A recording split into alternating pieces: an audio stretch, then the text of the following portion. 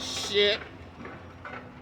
Oh, we got the 2022 beehive is swarming again. I'm looking for the beehive. That's right here. It's gonna be in the middle. You can see the hive? Yeah, right there. Oh shit, there it is. YouTube, baby. I need that YouTube footage. I'm trying to tell you, World baby. Star, World Star. Oh, CD World Star, bitch. Oh, they on me. Oh, you remember last year? We got you on there, remember? Remember I said Oscar going in, you did it again. Oscar's going in again.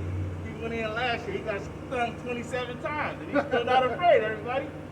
World Star, CD's finest beehive potential catcher. You know, he's been here before.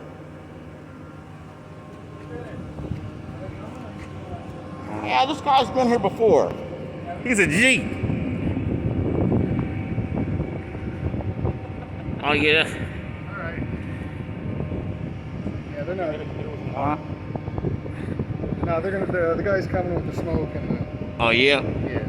Yeah, you're gonna smoke them out again. Yeah. They here every year at the same time. Well, The beehive really, gets bigger and bigger. It's been hot for the last 2 days, especially today. Wait, what guy's coming?